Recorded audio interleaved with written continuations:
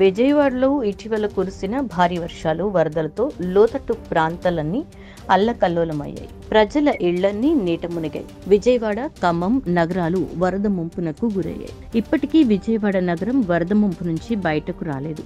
24 గంటల వ్యవధిలో అసాధారణ రీతిలో వర్షపాతం నమోదైంది. అప్పటికే కృష్ణానదిపై నిర్మించిన ప్రాజెక్టులు నిండు కుండలా ఉండటంతో ఉప్పొంగిన బుడమేరు వరద బయటకు వెళ్లే దారి లేక విజయవాడ నగరం వరద నీటిలో చిక్కుకుపోయింది.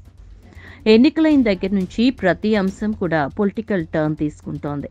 ప్రతి విషయాన్ని ఏ పార్టీకి ఎలా అనుకూలంగా ఉంటే అలా వాళ్ళు తమకు నచ్చిన విధంగా మార్చి మాట్లాడేసి ట్విట్టర్లో 4 ట్వీట్లు పడేసి జనాల్లో మేం మంచోళ్ళం అంటే కాదు మేం మంచోళ్ళం అనిపించుకోవడానికి తెగ ట్రై చేస్తున్నారు. అయితే ఇంతకు విజయవాడ వరదలు నేతలకు ఏం పాఠాలు నేర్పాయి, ప్రజలకు ఏం పాఠాలు నేర్పాయి తెలియదు. కానీ అసలు ఇంతటి వరదలు వానలు వస్తే భవిష్యత్తులో విజయవాడ అమరావతి అనుకున్నంత సేఫ్ కాదన్న విషయం మాత్రం క్లియర్గా తెలిసిపోతోంది.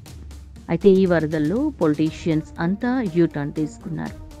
ఎవరు ఏమనుకున్నా అది కళ్ళ ముందు కనిపిస్తున్న నిజం. ఎందుకంటే చంద్రబాబు టీం మొత్తం కూడా కొత్త టీం.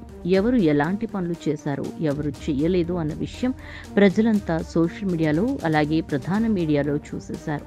అయితే చంద్రబాబు ఇల్లు కృష్ణా నదిలోని బఫర్ జోన్లో ఉండటంతో ఆయన ఇల్లు కూడా మునిగిపోయింది. ఫస్ట్ ఫ్లోర్ వరకు నీళ్లు వచ్చేశాయి. దాంతో నారా లోకేష్, భువనేశ్వరి, బ్రాహ్మణి అంతా కలిసి ఫ్లైట్ వేసుకుని ఇక్కడి నుంచి హైదరాబాద్ వెళ్లిపోయారు. దాంతో చంద్రబాబు మాత్రం బోట్లు వేసుకుని సింగినగర్, రాజరాజేశ్వరిపేట వంటి ప్రాంతాల్లో తిరుగుతూ కూర్చున్నారు. ఆయనతో పాటు మీడియా కూడా నిద్రపోకుండా తిరుగుతూనే ఉంది. అయితే ఈ వరదలు వానల్లో మొత్తం వన్ మ్యాన్ షో చంద్రబాబు తప్ప ఇంకెవ్వరూ కనిపించలేదు. నేతలైతే సరే చంద్రబాబు తిరుగుతున్నారు, వెళ్ళి జనాలకు ఏమన్నా చేద్దామని కూడా లేకుండా వాళ్ళ ఇష్టం వచ్చినట్లు వాళ్ళు ఉన్నారు తప్ప వాళ్ళేమీ ప్రజల్ని పట్టించుకున్నది లేదు.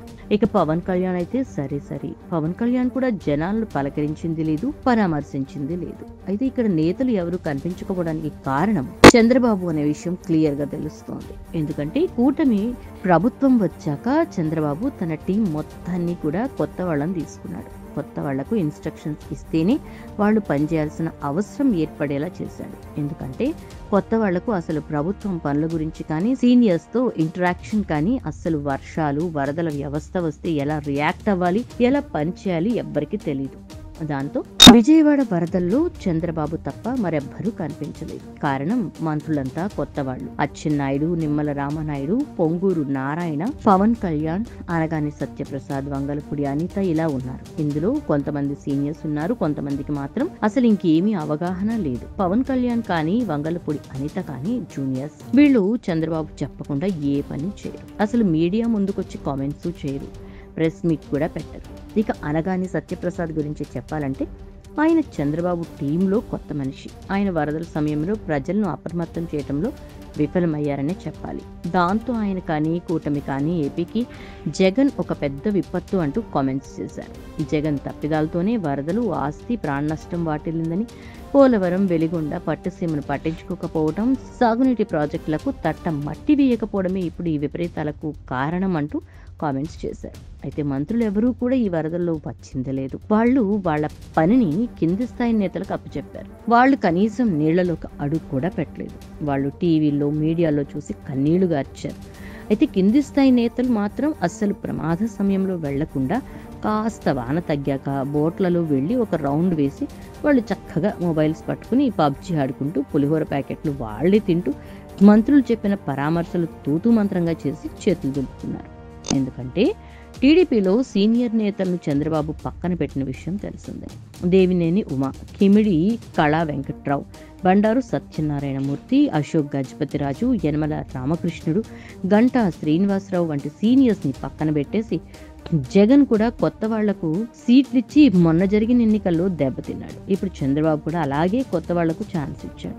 బానే ఉంది, కానీ వాళ్ళని వినియోగించుకోవడంలో విఫలమయ్యాడు. ప్రతిదీ ఆయన నోటి నుంచి వస్తేనే పనిచేయాలనే రూల్ ఉండడంతో వాళ్ళంతా ఆయన మాటలు వినినట్టే ఉన్నారు. ఆ మాటల్ని కింది వాళ్లకు చెప్పినట్టే ఉన్నారు. కానీ ఎవ్వరూ కూడా క్షేత్రస్థాయిలో ప్రజలను పట్టించుకున్నది లేదు. అది కూడా ఒక తప్పుగా చెప్పుకోవాలి. ఎందుకంటే వరద వస్తుందన్న సంగతి చంద్రబాబు ముందుగా అధికారులకు చెప్పలేదు.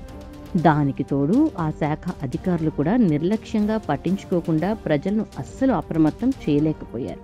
ఈ మానవ తప్పిదాల కారణంగా బెజవాడ ప్రజలంతా కూడా అల్లకల్లోలమయ్యారు. తిండి లేక, నీరు లేక ఎంతో మంది చనిపోయారు. 2019కి ముందు ఉన్న చంద్రబాబు ఒక రకం, 2024 తర్వాత ఉన్న చంద్రబాబు ఇంకో రకం. ప్రతి విషయాన్ని జగన్తో పోటీ పెట్టుకుని పంతాలతో జగన్ చేశాడు, నేను చేస్తే జగన్ అన్నాడు, నేను అంటా జగన్ తిట్టాడు, నేను తిడతా, ఇలాంటి చిన్న పిల్లల పనులు చేస్తూ ప్రజల్ని పట్టించుకోవడం మానేశాడు. అందుకే ఈ వరదల్లో మనిషి చేసిన తప్పుదాలే ఎక్కువగా కనిపిస్తున్నాయి. ఇకనైనా చంద్రబాబు ఈ వినాయక చవితి నుంచి కొంతైనా మారాలని ప్రతి ఒక్కరూ కోరుకోవాలి. ఇకనైనా రాబోయే రోజుల్లో చంద్రబాబు తన క్యాబినెట్లో కొంతమంది సీనియర్ ఆఫీసర్స్తో స్పెషల్ కమిషన్ వేయడం లాంటివి చేయాలి. ఎందుకంటే ఇన్ ఫ్యూచర్ ఇలాంటి ప్రమాదాలు వస్తే సీనియర్స్ చూసుకునే అవకాశం ఉంటుంది.